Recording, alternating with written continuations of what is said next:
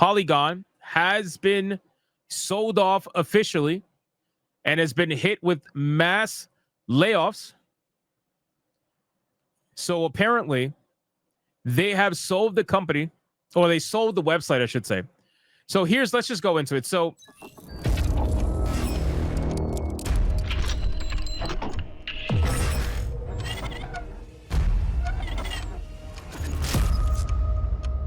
Polygon has been bought out by a company called Valnet. And Valnet is the same company that is the parent company of other outlets such as The Gamer and Game Rant, which are two amazing outlets that I'm sure all of you enjoy reading their articles from.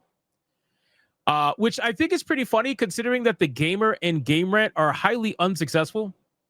I feel like those are two other outlets that it's only a matter of time before they get sold off as well. So I kind of find it a little bit weird that they're buying Polygon. I don't know if they're buying the namesake or the lineage of Polygon. I really don't know. But the thing is, most of the people at Polygon got fired. So this person says, I'll say more later, but I no longer have a job. Senior reporter Nicole Carpenter said, I'm looking for work, as are so many of my amazing colleagues. I have lots of ideas and things that I would like to write. I am really in shock. Are you really, though? Are you really in shock, though? Think about it. Like, you really didn't see this coming? You know what the sad thing is? They probably didn't see it coming, most likely. They have been so obsessed with the things that they've been doing over the last couple of years, especially, that most of them genuinely thought that they were going to be perfectly fine for the rest of their existence. They didn't realize that, hey, activism on someone else's dime is only going to last so long as someone's willing to pay for it. And then guess what? After the whole thing that happened with USAID, most people are not willing to pay for it anymore. Just kind of sad. Also, the editor-in-chief, Chris Plant, got fired, which I find to be very interesting. The editor-in-chief got fired, but two other people got kept. He says, I'm no longer with Polygon, he wrote. If you're hiring, please consider the many talented writers and editors now on the market. It's currently unknown exactly how many people were let go as part of the layoffs at Polygon. New owner Valnet has yet to put out any sort of public statement regarding the acquisition or the decision to let go a number of staff. And of course, Insider Gaming had to throw this in. While this news is settling in for many, it's important to note that while we may be competing outlets, these are still colleagues, and in some cases, friends that are being impacted by what has happened today. We wish them nothing but the best and hope every single one of those let go land on their feet soon enough. You guys are not competing, bro. You guys are not competing. You want to know why? Because you guys are in competition to each other. You guys are actively working together all the time. You guys are you know what's so funny? The gaming journalists try to claim that YouTubers are making targeted harassment campaigns, that they're getting together and working together in a cabal to target XYZ people as all part of like this massive strategy. But the hilarious thing is that they're projecting because they are the ones that do exactly that. They are the ones that copy and paste each other's articles. They are the ones that are in private discords together, talking to each other all the time. They are the ones that are setting up hit pieces. And once one person releases the article, everybody else releases it 30 minutes later. They're the ones that are doing that. They project all the time about targeted harassment and harassment campaigns and all of this stuff. But they're the ones that do it all the time. They collude all the time. But they don't want you to know that. They want you to think that they're competing against you. Get the fuck out of here, bro. These people practice access media in the same manner every single time. There is no competition. They all help each other. They all spew the same nonsense. They all say the exact same things. And it's funny because, again, they'll attack YouTubers for using similar thumbnails. They'll attack YouTubers for using similar titles. But they literally copy and paste each other damn near word for word on their titles when they do their articles. It's actually pretty fucking hilarious. It's almost as if they all get together and write the article together and then release it separately on different websites with a different thumbnail picture or something along those lines. So I don't feel bad for these people losing their jobs because ultimately they won't feel bad if I ever lost my job. They actually advocate for me losing my job many times. So I really just don't give a fuck. And at this point, this is such a major blow to the gaming urinalism that I think that they are now under 30 people in the entire industry reporting on video games. They are under 30 people. You guys realize how insane that is? Under 30 people. It is wild. It's probably even less than that at this point. So with that being said, they kept like 2 or 3 people from what I understand. For some reason, this article deleted that information, but my video today has it. But what I did not expect was this. With Polygon going away, I did not expect to see this. So I posted today on Twitter and I said, ouch, looks like not just Polygon got fired today. What's happening? And I posted a screenshot. Jeff Grubb posted, well, that was a dream come true. Knew it wouldn't last, though. Out of a job at the moment, but I'll always be doing. And then he links his Patreon. So apparently Jeff Grubb, you don't know who Jeff Grubb is? Let me remind you. Jeff Grubb is a urinalist that worked for, I forgot the name of the company. I think it's Game Bomb or something like that. Giant Bomb. I'm sorry. Giant Bomb.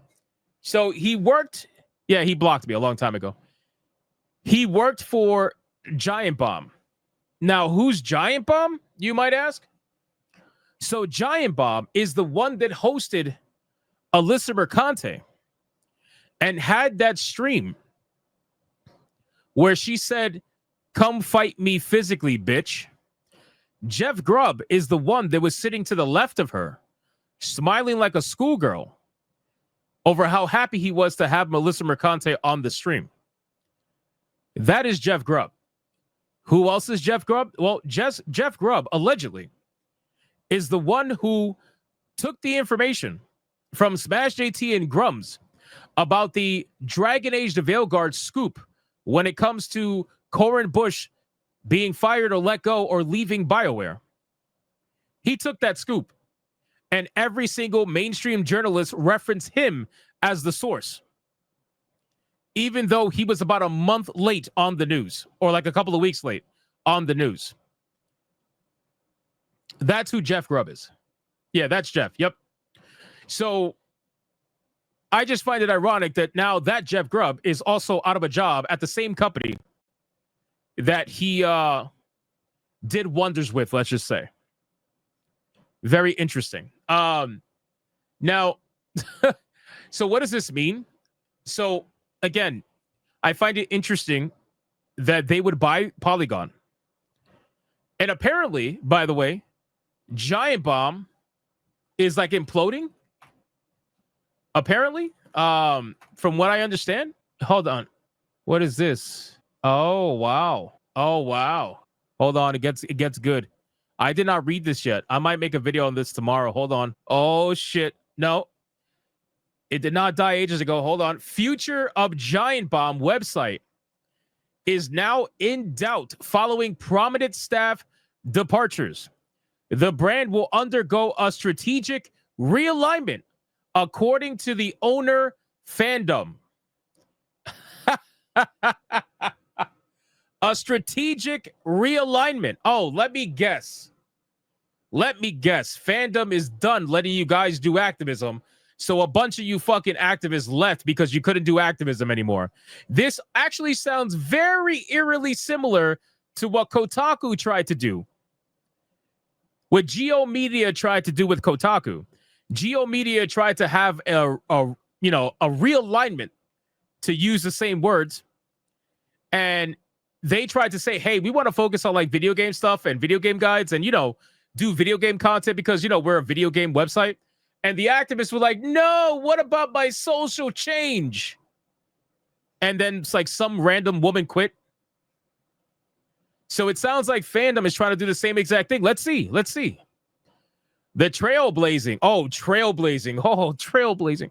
Video game website Giant Bomb has faced significant staff departures as owner fandom claims the brand will undergo strategic reset and realignment. The news comes after weeks of uncertainty around the website, which abruptly ceased live streaming content last month. Earlier this week, the 888th episode of the Giant Bombcast, one of the longest running video game podcasts of all time, was published and then swiftly removed.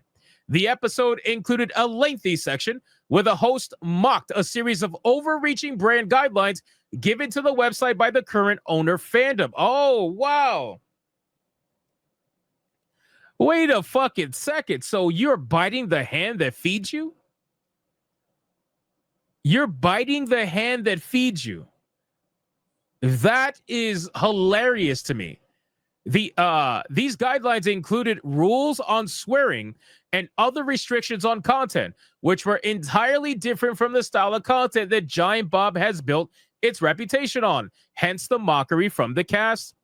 On his last of the Nintendogs podcast following the removal, Giant Bob's staff member Jeff Grubb said that while the decision to remove the episode wasn't his decision, the decision to keep it down was.